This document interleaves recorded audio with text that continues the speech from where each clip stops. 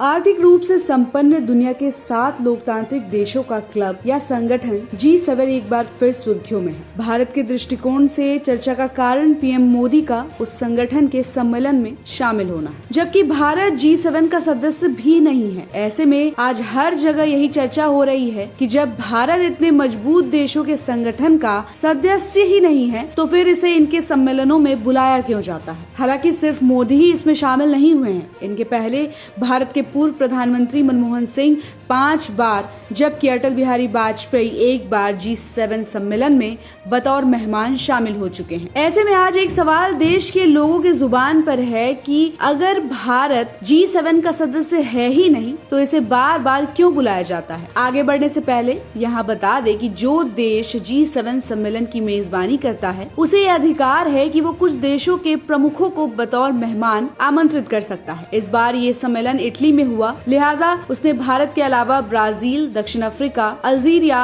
Argentina, मिस्र, Kenya, Mauritania, Tunisia को भी इसमें आमंत्रित किया। बहरहाल भारत की उपस्थिति बहुत कुछ मायने रखती है। आगे बढ़े उसके पहले जान लेते हैं कि G7 है क्या।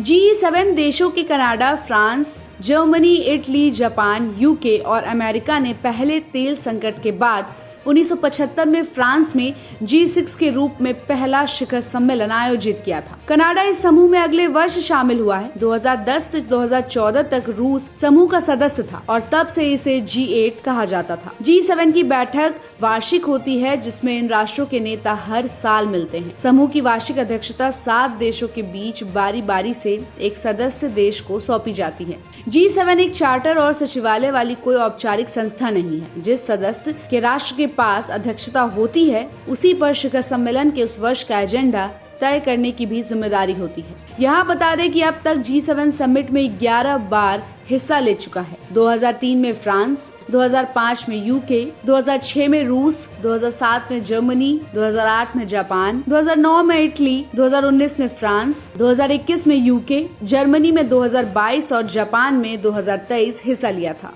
जबकि अभी पीएम मोदी इसमें हिस्सा लेकर दिल्ली लौट आए।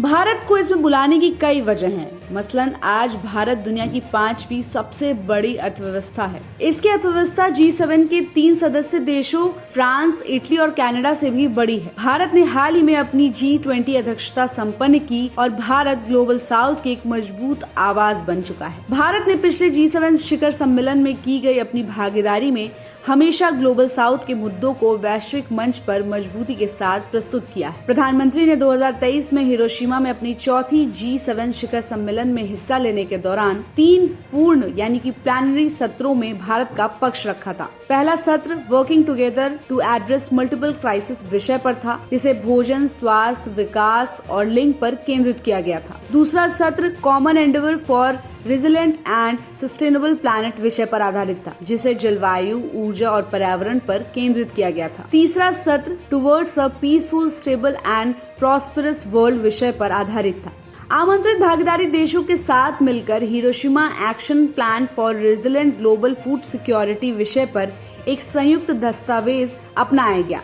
विश्व के लिए महत्वपूर्ण मुद्दों और प्रथाओं पर अन्य संदर्भों के बीच भारत की कुछ प्रमुख वैश्विक पहलों जैसे lifestyle for environment, international year of millets and other Asian grain international research initiative को इस आउटकम दस्तावेज में उल्लेख मिला था। इसके अलावा भारत दुनिया का सबसे बड़ा लोकतांत्रिक देश है। इसकी संस्कृति विरासत दुनिया के बाकी देशों से कई ज्यादा समृद्ध और गौरवशाली है। तो आपकी इस खबर पर क्या राय बन रही है, कमेंट करके जरूर बताइएगा। और ऐसी ही खबरों के लिए आप देखते रहिए सहारा समय का डिजिटल प्लेटफॉर्म। हमारे चैनल को लाइक और सब्सक्राइब करना बिल्कुल भी मत भूलिएगा।